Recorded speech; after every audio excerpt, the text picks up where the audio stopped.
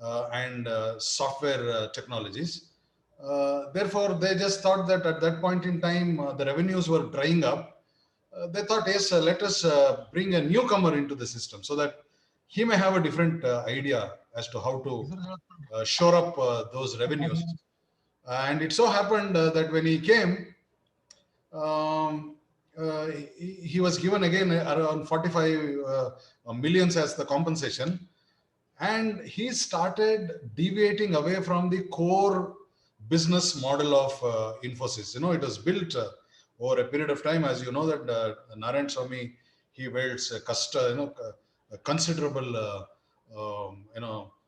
position in the field, in the industry as such. And his case is being taken as a very famous case for entrepreneurship these days. Therefore, when he took certain decisions, he went for acquisition model of business. As I said, empire building model of business, which actually irritated the original founder members who were on expansion model of business.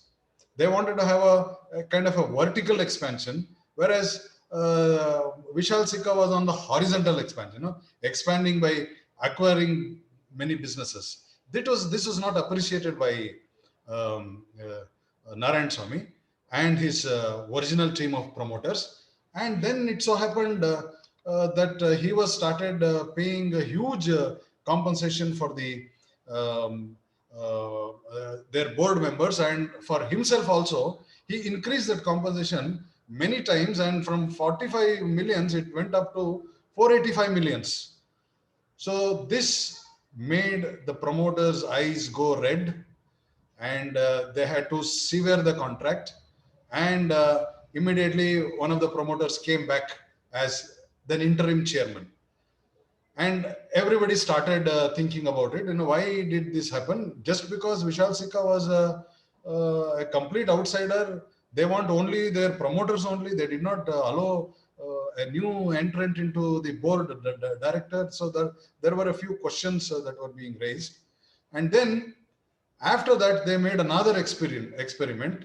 They appointed Salil Parekh, again the second non-Infosian to occupy CEO position, and they wanted to experiment it for the second time around. And it so happened soon after he assumed the charge and started functioning, 6 or 8 months down the line, there was a whistleblower complaint against Salil Parekh, saying that he is misusing his office. He is using the company money for his personal holidays. He's using private chartered flights, and he is also making the accounting department to inflate the profits. So there was a whistleblower complaint, an anonymous complaint, which normally the companies have, protecting their identity, they can complain. And when this information was broke out in the public, suddenly the Infosys shares came down. We talk about efficient markets because markets did not, they saw that it's a negative information, and immediately the stock prices of Infosys went down. And the promoters and others, they initiated an investigation, and luckily now it has come to a conclusion that that whistleblower complaint did not have any base. But why is this happening only when others are the CEOs, not when the original promoters are the CEOs? Was a big question that was being asked, and it is purely to do with the executive compensation packages and the business models. When you bring in a newcomer, it may change the business model, but as such, Infosys also are into some sort of visa related issues in US, but all along they have maintained that value driven business models. What I meant to say was, even a very good company like Infosys is also not free from controversies. And then if you look at this Enron, this is a mother of all this kind of, normally I use this now. I'll just brief you out, because it was the seventh largest US company, and they were into energy. See, their core competence was energy. They were into energy. But what happened after that? It Problems did not happen in this core energy operations. See, this is what our theory says. When you go for an unrelated diversification, don't use debt, because debt, if at all something goes wrong, then payment of interest and repayment of principal whenever it is due becomes legally, there is a legal obligation. So all our theory says don't go for debt, but these people went for debt.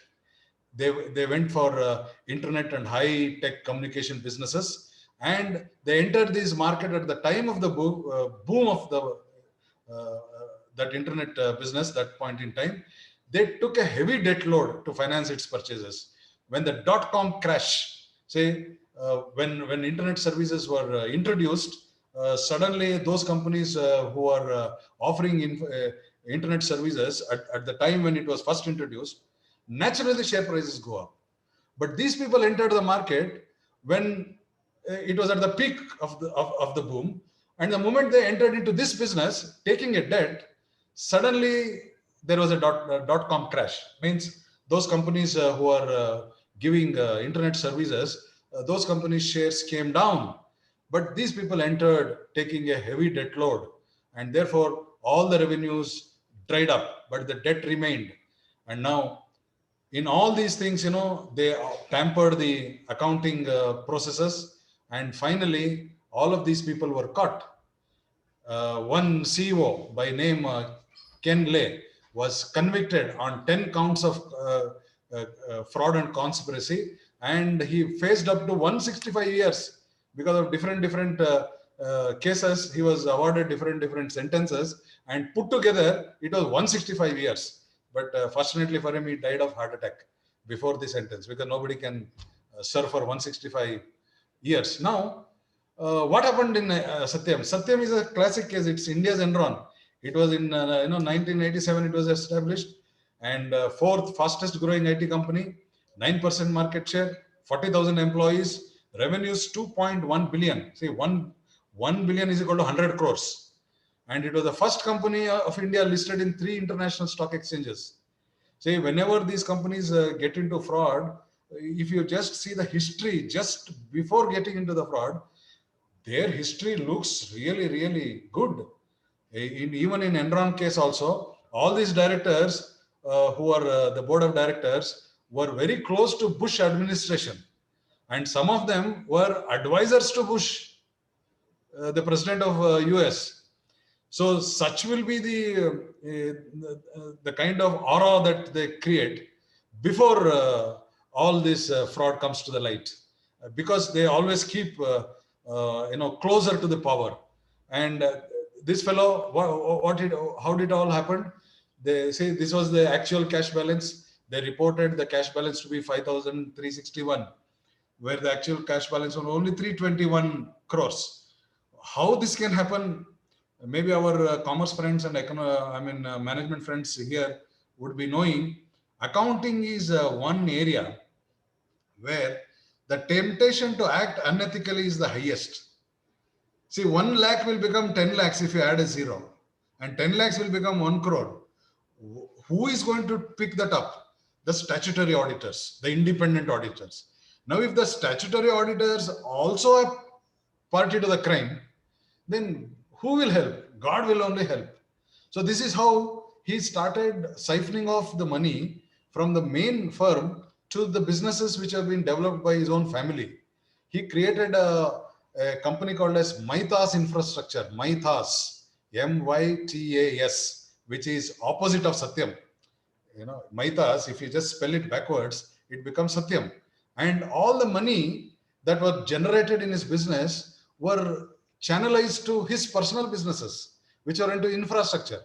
So now, how to show it here in the balance sheet? Because all the money has been siphoning off of corporate money for their personal companies.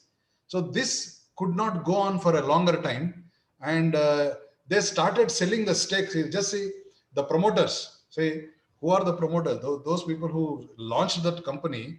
In 2001, you can just see their stake was 25%. And they know that they were doing some fraud. Therefore, what they did, they started selling their shares. They knew the information that something wrong was going on inside the company. This is exactly what information asymmetry says. You have the information, others do not have that information. So what you do is you can just see over a period of 6, 7, 8 years, it came down to 5.31 percentage. Say out of 100 shares, only five shares are being held by the owners, the promoters. So now the question is, why did they do that? Because they knew inside that this company was not going to sustain for a longer time. Therefore, when the shares are quoted high, let me sell it off. Let me make profits for myself. So this is information asymmetry. You have the information, others do not have the information, and therefore you start selling staggeredly, as if nothing has happened. No, see, you can just see how it has gone up. By the time it is 3rd January 2009, the share was 5.13% only. All the shares were held by the larger public, who did not have any clue as to what is happening inside. And as you know, this is a very famous statement by Ramalinga Raju, who is the kingpin of that fraud, who said, it was like riding a tiger without knowing how to get out of that without being eaten by the tiger. He made that confession statement. He said, over a period of time, I siphoned off all the money. I put it in my personal companies floated by my family and relatives. And that money, I could not make it out in the company's operations. And therefore, I showed, I window dressed the balance sheet. After some time, even, as information asymmetry said, there is a market collapse. When you have a lemonious intentions, it cannot go on for a longer time. There will be somebody who will blow up the whistle. So he was caught, and now still the case is pending against him. For your information, today he is out on bail. Now his properties have been attached by Enforcement Directorate. The same properties which he bought using public money in and around Hyderabad. Now, because of a surge in real estate, those values have gone up, and his extent of fraud is around 8,000 crores, and his 6,000 crore worth property is now being confiscated, and still the final verdict is due. But now the Tech Mahindra has taken over that Satyam, and now Tech Mahindra is really doing a good job. So this is how the government intervened to ensure investor confidence, and saw that a stronger company named Tech Mahindra took over Satyam, and today this company is doing well. Now, Volkswagen again. Now, people call it as product-related scandal. Product-related. It's a scandal of. Say, I also own a Volkswagen. Therefore, this particular scandal is something, whenever I talk about this, also pinches me. What they did was, it's all, say, in information asymmetry theory, there is a statement. I would like to make this statement. I don't know how far you'll be able to get that. It says, separation of ownership and management and product competition conspire together to create information asymmetry in business corporations. This is a statement. Separation of ownership and management, because owners are somewhere. Only managers are managing the show. They only know what is happening in the company. This is one reason. Second is product competition. See, in US, Toyota was the top selling car.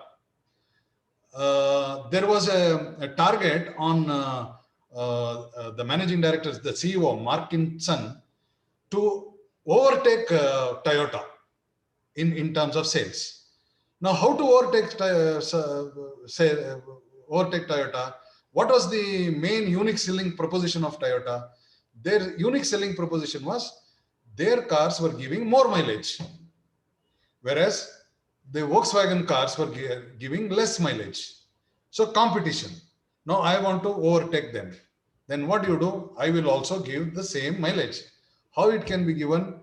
if you sell the cars violating environmental regulations.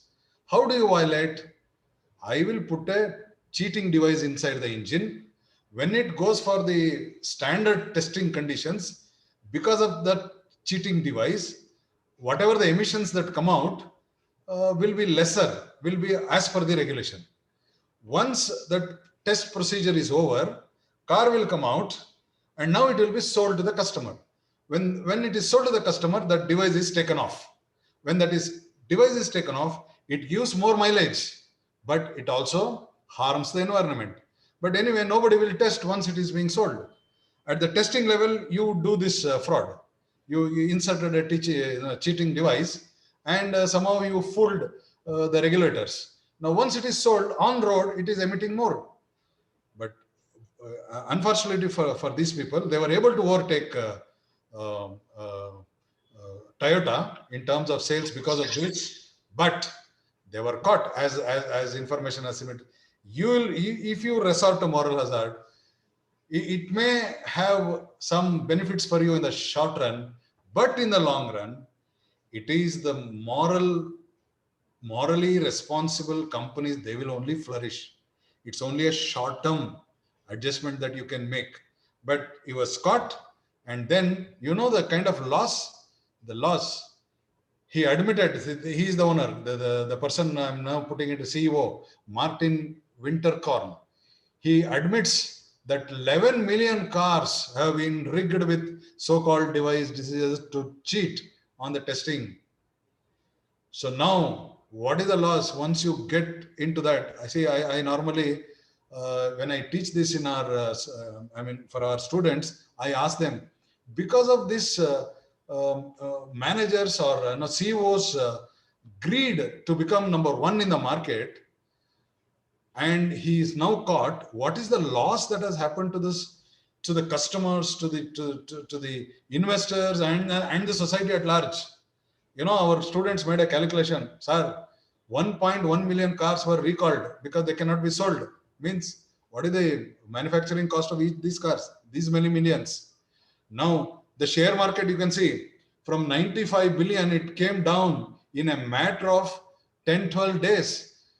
Investors lost 30 billion. 1 billion is equal to 100 crores.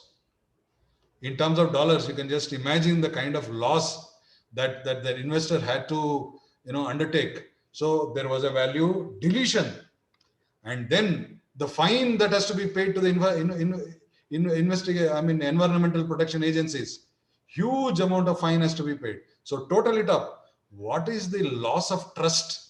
See, Volkswagen is also called as Volkswagen. There in Germany it is called as Volks. It's a common man's car. It's like our Maruti 800 here. Common man, the people cannot afford Audi, people cannot afford Mercedes Benz. For a common man with a middle class kind of mentality, Volkswagen is a small time car, a small car. It is modeled on folks, common man's folks, common folks. But over a period of time, that image and the trust that has been established, with one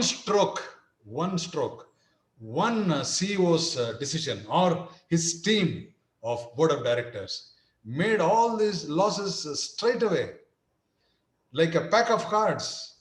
So much of work that has been done over years and centuries now come down very drastically, and to get back to the previous level of trust, the trust deficit that has been created cannot be quantified in any monetary terms.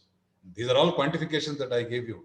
So therefore, again, this is a violation. I know there is agency theory conflict here. One is only managers, the board of directors knew what is happening, not the owners, the poor shareholders.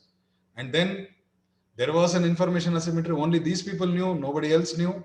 And when it came to light, this was the loss that has happened to everybody. Now, again,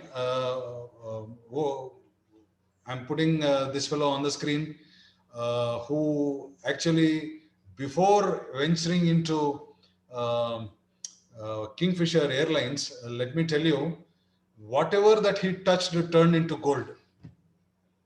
He was into diversification in all walks of life, from fertilizers to engineering to aviation, Formula One, IPL cricket team. You might be knowing them. Healthcare, alcoholic beverages. He said, "I am the king of good times," and because of these beverages, the entire country was in good times.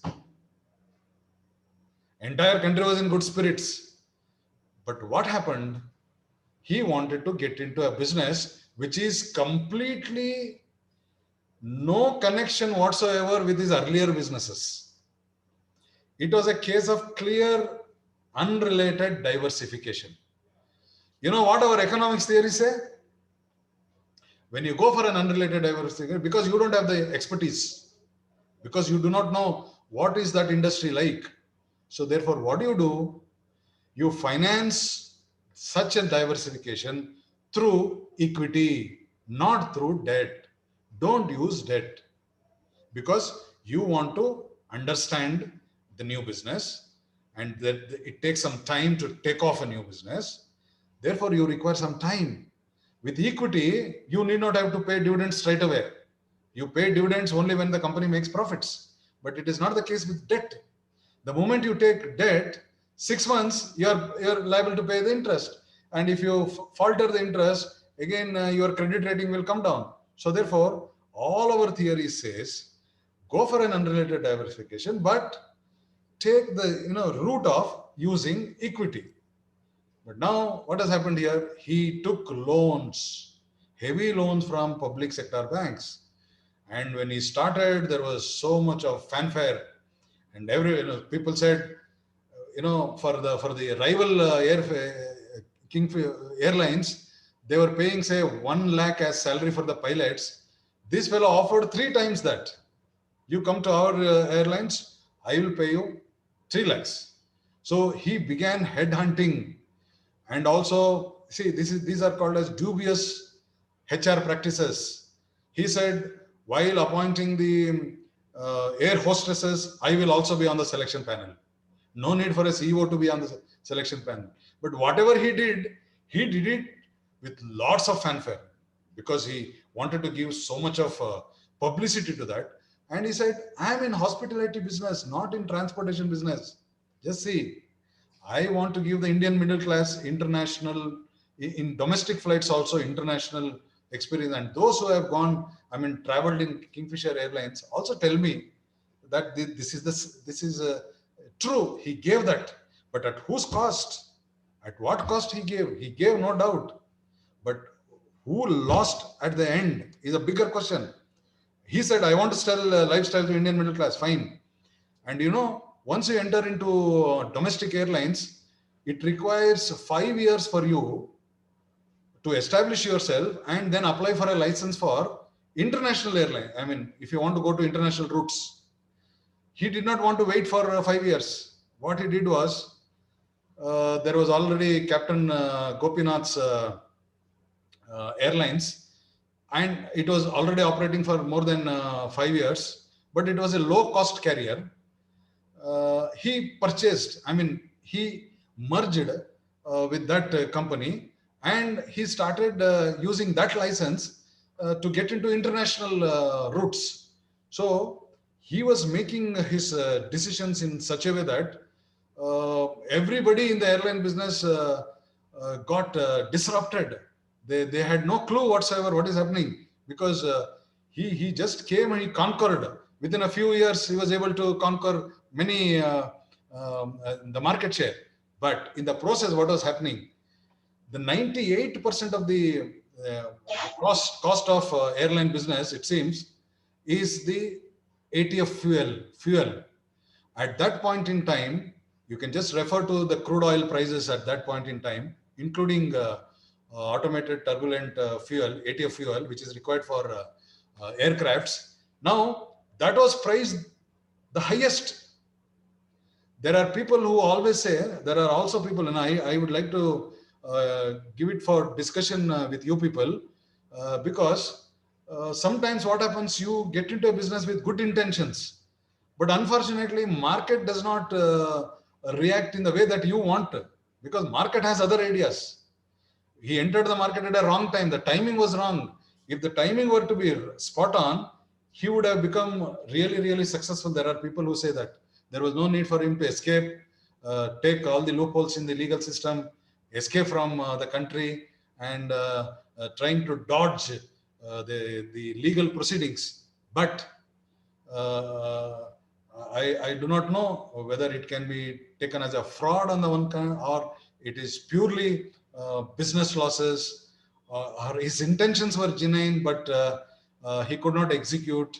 But the very fact that he has fled the country and is hiding somewhere goes to show that that man's intentions are morally hazardous. Now, this is the kind of loss that has happened, and this is the number of crores that the Kingfisher owes to different banks. And sitting from there, he is offering that I will pay all the dues because I've got so much of property. But now the bankers say that when you add interest to that figure, it would go up.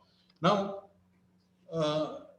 I'm trying to see these cases from the lens of information asymmetry, agency conflict, contract theory, and what is that, capital structure theories. Because capital structure theories clearly says if you go for loan, you are also staring at the possibility of bankruptcy. And this is exactly happened with Kingfisher. That has exactly happened with Mel Choksi, with Nirav Modi. You name the fraudsters, they've been able to, they took heavy loans. That's a, see, debt is always very, very risky. Even in our personal portfolios also. Now, you and me, you might have had assets, a bank loan, a home loan, an auto loan. You can just find it out yourself. If you calculate the interest that we pay on home loans, if you calculate, you will not buy the home loans. Maybe there is an appreciation in the value at a later stage, but if you calculate how much eventually we will pay after 10 years or 15 years, see, that is how it's interest on interest. We call it as compound interest, and it just grows. And the moment you fall into that trap, you're fixed. You cannot come out of it. And our theory said, don't use loan. He could have as well gone for an IPO, initial public offering. He could have issued shares. But as in one of the slides I put in my previous class, sometimes success goes to the head. Sometimes failure also goes to the head. See, I have been so successful, the ego. See, that ego part is so important in the context of Indian businessmen.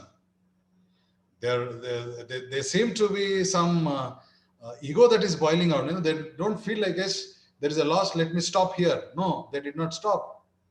They went, they pumped in more money, they tried to expand, even though they're knowing that there are losses. So when failure goes to their head, God only save the companies. I would like to take up one more example, because there is one, the law part is also there, which I would like to finish it off. I would like to take this example just to a case to drive home the information asymmetry. See, he's a good man who did bad things. All of us sometimes unknowingly, basically we are good, but unknowingly we may end up doing things which are legally wrong. Now, what did he do? Just see his profile. He was from Kolkata. See his educational background, from a very, very small town family, and he because of his intelligence and expertise, he became a mechanical engineer from IIT, MBA Harvard, and immediately joined McKinsey company and became the worldwide managing director of McKinsey company. And he founded Indian School of Business. There is one very premier institute in Hyderabad called as ISB, which is even more than the IIMs. The quality of management education is even more than the IIMs.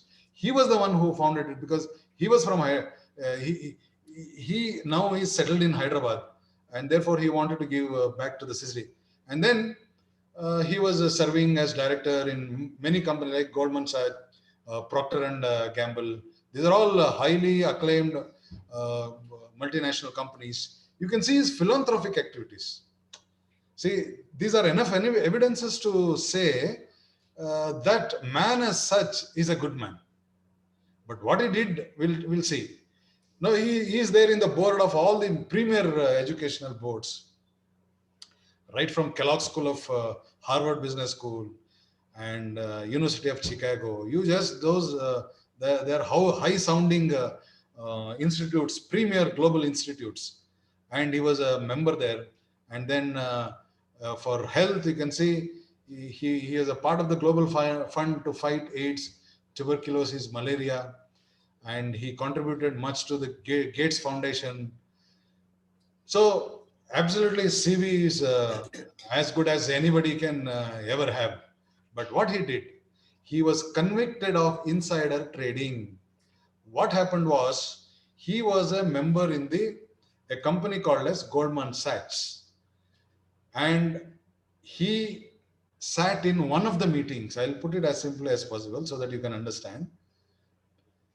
He was a board member, and this meeting was being conducted soon after that global financial crisis of 2008-9, where many companies got through a kind of a crisis that we are now going through. Now, this crisis is more deeper, but 2008-9 was also a global financial crisis is also a distress for all the companies. Now, he was sitting in the board of directors, and at that meeting, there was a very important decision that was taken. The decision was that Warren Buffett, who is a multimillionaire and a very much acclaimed investment banker, would infuse, say, to the tune of $5 billion into Goldman Sachs. So he is going to infuse, in the sense he is going to invest. That decision was taken in that particular meeting. And that information will be made public only tomorrow, because the meeting was going on, and it is going to make headlines tomorrow. In midst of the meeting, Rajat Gupta received a phone call from his very close friend called as Rajaratnam. So as a friendly conversation, as you can see, and he was just asking, what's up, what's going on? He said immediately, it was only a 30 seconds, 45 seconds, within 60 seconds conversation, Rajat Gupta casually leaked that information, a confidential information, that Warren Buffett is going to infuse $5 billion into this company. That is the major story today. But that fellow, his friend, what he did was, it was during the lunch hour, this conversation took place, and there was still time before the stock market closed. He invested in the shares of Goldman Sachs company before the market closed on that day. And tomorrow morning, this information became headlines. And as you know, efficient markets, the moment you give positive information to the market absorbs, and suddenly there was a rise in the share prices. And by afternoon, he sold all the shares that he bought yesterday, and in the process made 1.2 billion as profits within 24 hours. Then how it was caught? See, there is an authority, a regulatory authority called as Security Exchange Commission in US, which was just going through the prominent purchases and the sales that were made in those 2 days. And they found that this is a high level transaction that has taken place. And who has done that? Rajaratnam has done it. Rajaratnam, all his phone calls were traced, and one of the calls in the meeting, one of the calls was traced to Rajat Gupta, and the duration, as I said, was 45 to 60 minutes. Within these 60 minutes, soon after that, he has bought those shares. So they were able to establish the connections, and these people were trialed, and Rajat Gupta said, yes, I was the one who shared that information. I should not have done it, but it was just a casual talk. He was my friend. I never thought that my friend would misuse this information and make fortune for himself. But who has to be blamed? People looked at all his background, his philanthropy, his entire CV over a period of time. But because of one 45 seconds conversation, everything fell flat. So what happened? Even this fellow was sentenced to 24 months, 2 years imprisonment plus 1 year of supervised imprisonment. 2 years in prison itself and 1 more year house arrest. And he was also ordered to pay 5 million as fine. See, 10 years of normally it would be 8 to 10 years. Because of his good deeds, it came down to 3 years. So now the question is, there are certain things which are where we may not have done it intentionally, but the ramifications, the repercussions of those decisions, that's important. Sometimes even if you are good, you may do wrong things. And this is a classic, this is insider trading. This is called as what Rajaratnam did is insider trading.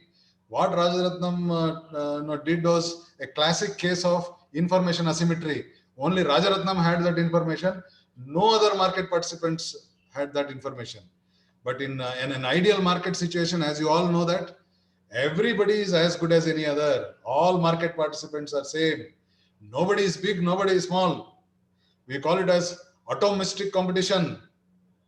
Atomistic competition. Nobody is big enough to influence the market. But now, by this piece of information, he was able to make fortune for himself. So this is again a classic case of information asymmetry. Now, I would like to come to the law part of it. I'll just because I've got 15 minutes time before we would like to go for discussions. Now, whether Indian legal system is strong enough, whether the Indian legal system has enough teeth in its laws to arrest these kinds of frauds. I'm just going further up from economics, commerce, management to law now. Now, it used to be investigated under Indian Penal Code. As you know, Indian Penal Code has got so much of people interpret it differently, and it is time consuming. And therefore, in 2013, there was a separate definition of fraud under 447 of the Companies Act of 2013, and a creation of Serious Fraud Investigation Office under 212 of the Act to investigate corporate frauds.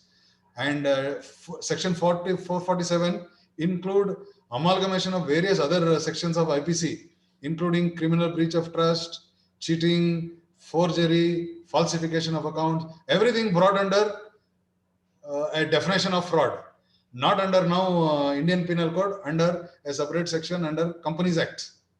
Now, in order to ensure that all the trials are being made faster, what is the imprisonment? Not less than 6 months, but go up to 10 years. Now, I want you people to tell me whether these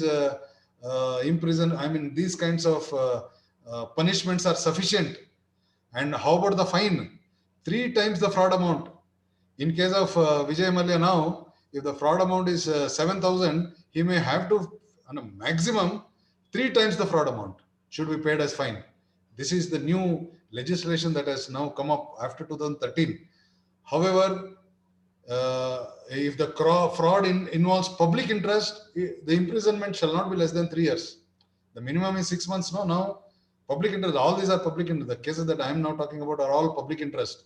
So therefore, they are non-bailable also, and strict condition for grant of bail, twin condition. I am just fastening up because of the time, but I just speak on those important points. Now you have to tell me whether these are sufficient.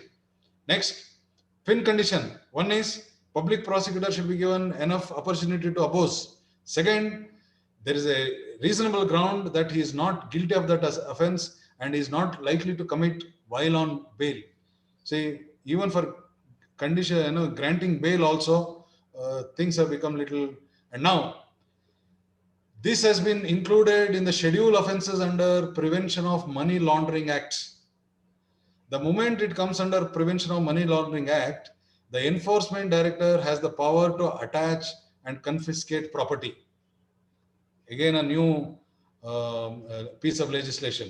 Then how about auditors? All these cases you can see that auditors and these lemons, auditors also have become lemons.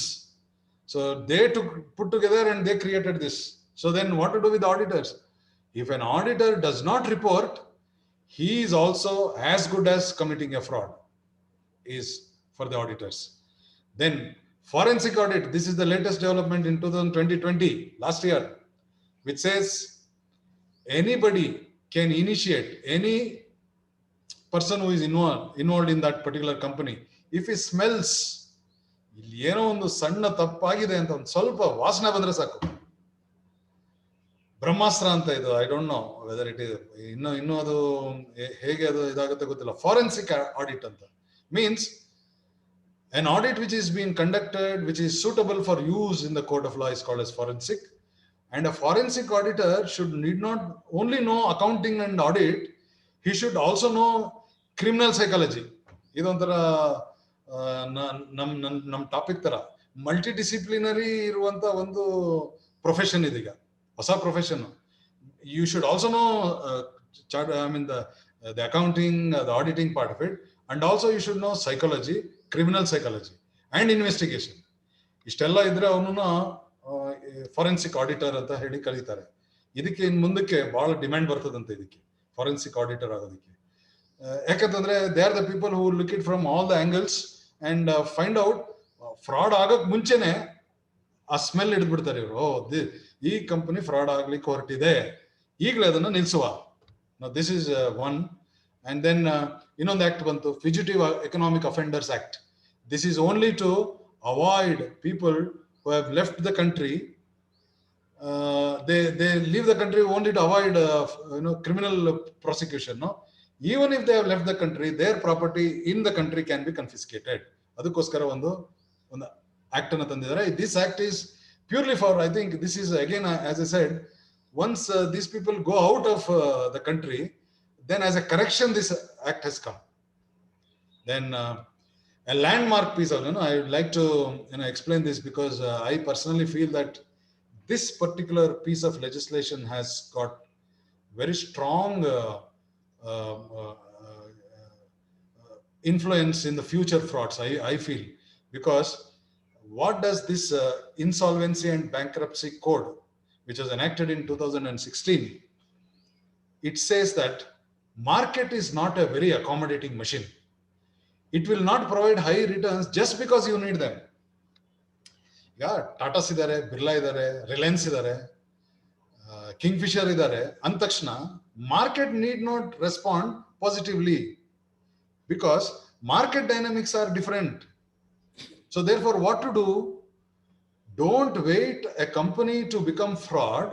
Instead, whenever there are certain small clues, there only you can restructure the company or liquidate the company, is the essence of this. I'll just go through this.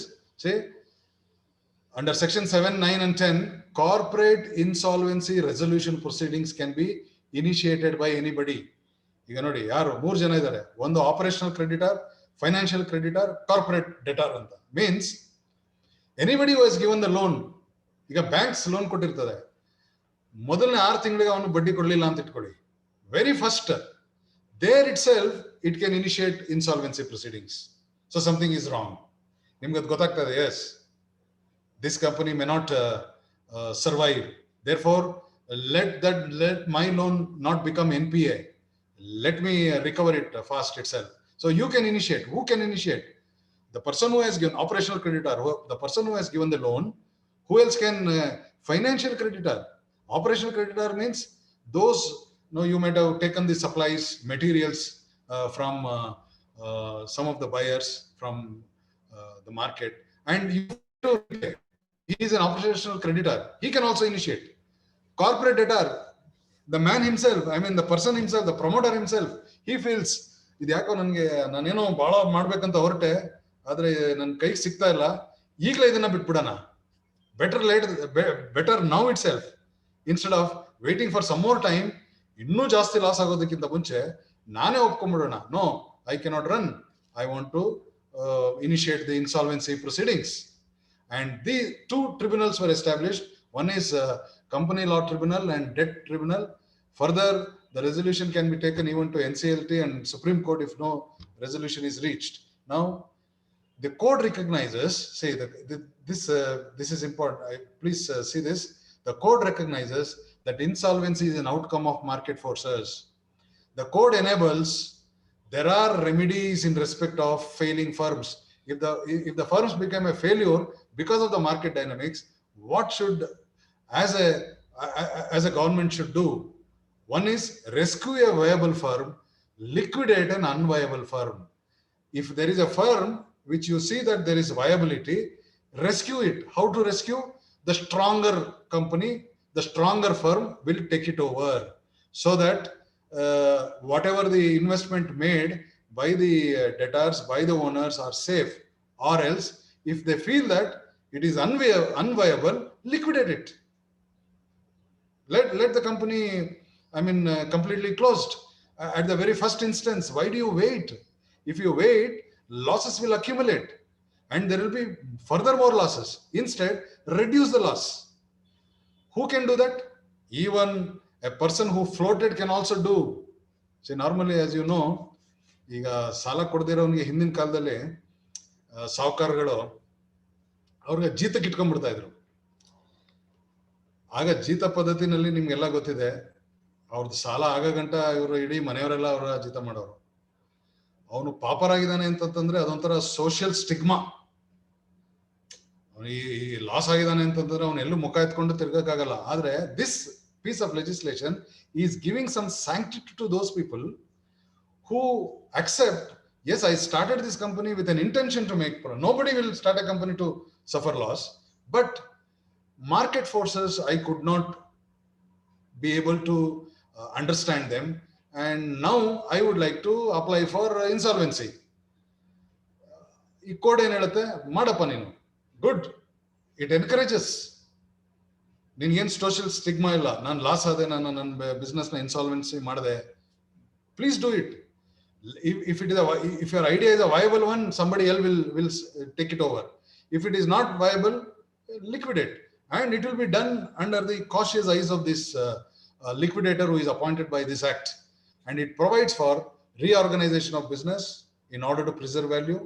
It protects the creditors' rights, and it helps banks with recoveries. ಈಗ latest trend ಅಲ್ಲಿ NPAs ಸ್ವಲ್ಪ ಮಟ್ಟಿಗೆ ಕಡಿಮೆ ಆಗೋದಕ್ಕೆ ಈ act ಕೂಡ ಕಾರಣ. Because they have been able to initiate, there is a insolvency proceedings before the money, entire money gets lost, at least they are able to recover some money. Now during the COVID, these are the insolvency proceedings which are initiated. You can just see during COVID there is a sharp decline, but till COVID happened, you can just see that around 3,911 companies have admitted for insolvency, because we don't want it to become a major fraud later. You have to nip in the bud itself. If it is not doing well, let it die its natural death. Let us not extend its life by infusing. You should not let good money to chase the bad money. Don't let the good money to chase the bad money is the spirit behind this act. And I think with this, these are some of the landmark pieces of legislation which have been enacted. I would say from 2009-10, after the global financial crisis, the government started taking this very seriously, and then started making amendments in these acts. And new pieces of legislations were enacted in order to arrest the frauds, in order to see that the public money is safe. And let me tell you, when I talk about these corporate frauds, these are far and few in between. Many of the companies are doing well, but these are the lemons who are creating, they are the ones who are trying to kind of project the country as if um, by and large the morality has come down among the corporates. Though there is there are people who say that these corporate people, the business people, are always like that. They would like to make fast money, and they would resort to all the dubious means to make money. But at the same time, we can also see that there are certain value-driven companies which have stood the test of time and still creating value to the people. Uh, so, because of a few frauds, we should not, completely say that the corporate businesses are all have not up to the mark as far as morality is concerned. But uh, the loopholes in the system, we try to plug the loopholes. We are all so intelligent as a country. The more you plug the loopholes, you find some alternative ways, and then over a period of time, even law also gets evolved. What you require is the political will to implement these laws. I think now, after so much of things that so much of water has flown into the river, I do feel, be optimistic that things would become normal. Now we talk about even our country. If you look at the kind of population that we have and the initial scare of COVID that we had, today we can very clearly say that ours is a country which has been able to face this COVID much better than any other emerging economies for various reasons. Now, as Indians, we have that diversified culture, number one. Number two, we have a large population of youngsters.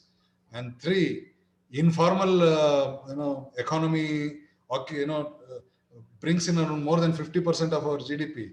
And more than anything else, we are exposed to more unhygienic and unhealthy conditions than any others. So it has made all our health very resilient. So yes, now I'm coming to the concluding part. When you look at certain issues from different angles, it makes learning interesting. I just wanted to give you a case as such so that you can also try since now after the imposition of national education policy, this may become mandatory that we should have multidisciplinary higher education institutions. And we all know that for our professional development, we have to constantly upgrade ourselves, constantly reach to the expectations of the society from a teacher. As you know, we are in a very noble, and I'm very proud to be in a profession which is the noblest of all the professions. And as Albert Einstein says, it is the supreme art of the teacher to awaken joy in creative expression and knowledge. A teacher affects eternity. He can never tell where his influence stops, because when you see the progress of your own students, when they come back and tell you, sir, ನಾನು ಇಲ್ಲಿದ್ದೀನಿ, ನಾನು ಇದಾಗಿದ್ದೀನಿ, ನಾನು ಈ position ಇದ್ದೀನಿ, ಈ business ಮಾಡ್ತಾ ಇದ್ದೀನಿ, ನನ್ನ ಇದಂತ ಹೇಳಿದಾಗ ನಮಗೆ ನಾವೇನು ಇನ್ನು ಅಚೀವ್ ಮಾಡೋದೇನಿಲ್ಲ, ಅವರ ಅಚೀವ್ಮೆಂಟ್ ಅಲ್ಲಿ ನಮ್ಗಾಗುವಂತ ಒಂದು ಸಂತೋಷ ಇದೆಯಲ್ಲ, ಅದು ಒಬ್ಬ ಟೀಚರಿಗೆ ಮಾತ್ರ ಅದು ಸಿಕ್ಕಿರುವಂಥದ್ದು. ಹಾಗಾಗಿ whenever an opportunity like this presents before me, I always don't miss out. I would love to speak to my fellow teachers, and now I would like to open it up for discussion, for your thoughts, your inputs to me, so that I also become a better teacher tomorrow. Please go ahead now. That's your time.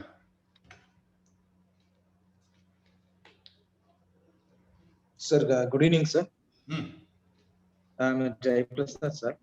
Actually, you explained with us so many scandals and Vijay Mallya and Arshad Mehta and so many cases, sir. In spite of that, when you should come to the very specific about the Vijay Mallya case, or when you have to compare with all the banks, he took with a loan with nearly 1,600 crore, only one bank like a State Bank of India. when she is a MD, like particularly Arundhati Bhattacharya. Okay. When she is give the loan from the Vijay Mallya, she's not taking any securities, or it should be go for any kind of a particular surety kind of things. Huh? Why? Because today common layman, when it should be took the loan with any kind of a bank, we have to ask with so many securities. You want KYC norms, you want to go for the pledge with some kind of a house or home like that. We have to raise with so many questions. But right, Vijay Mallya should be took with 1,600 crores. Yeah, as you said, I completely agree with you. When I go for a home loan, ನಮಗೆ 4 ಜನ್ಮದ ಜಾತಕ ಜಾಲಾಡ್ತಾರೆ. Yes, sir. 4 ಜನ್ಮದ ನಂದು, ನಮ್ಮ ಅಪ್ಪಂದು, ನಮ್ಮ ತಾತಂದೆಲ್ಲ. But when it comes to these corporate loans, as I said, again an excess with the bank officials and these corporates. Maybe the aura of that man was so influential to whoever who awarded him the loans. Again, this is the correction that needs to be done after scams like this, and a few of the officials going to jails, a few of the officials and corporate people who indulge in being given punishment, unless there is some sort of a fear that is going to be exercised on them through law. It is very difficult to trace them out. Because giving fake guarantees also, people have, Nirav Modi's case, he gave fake guarantees which has not been